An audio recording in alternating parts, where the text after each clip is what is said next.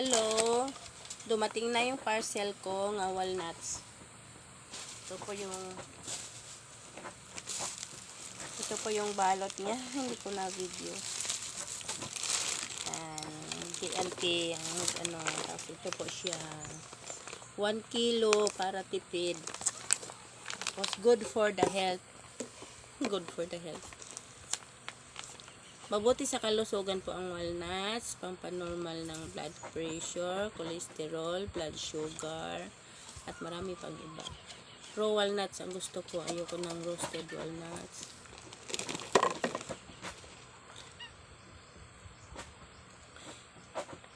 Isasalin ko na po sa mga lalagyan. Ito po yung nabili ko dati na dito na siya nakalagay, pero medyo mahal siya. 350 grams lang ang laman. Kapag ganito, tapos dalawa, buy one take one, 500. Dala shipping fee. Tapos kapag ganito ang in-order mo, ayan, 1 kilo, 426 pesos lang to. Dala sa shipping. Yan, sasalin na po natin.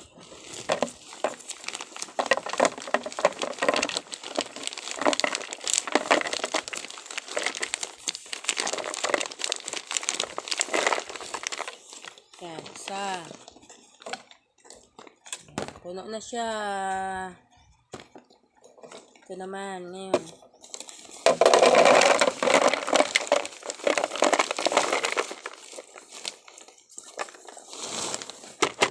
Yan, dalawa.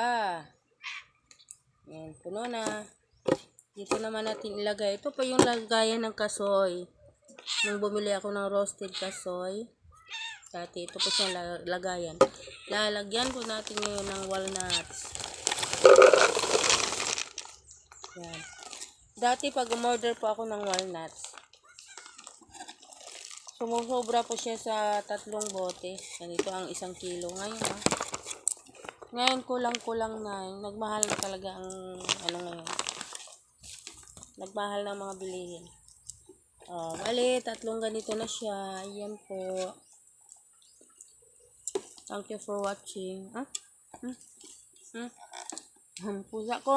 Daan ng daan. Chikiti, ang ganda niya.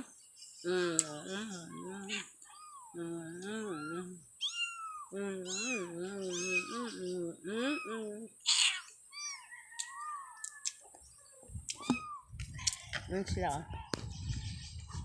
Ito yung tuta ko na napulot. Yan, ginamot ko. Tingnan nyo ang kanyang paa. Tinalian ko kasi dinidilaan niya eh. Nilagyan ko ng gamot. Ayan.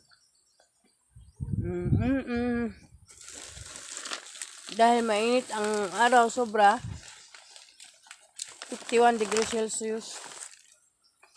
So, steady lang po tayo sa loob ng bahay. Kung wala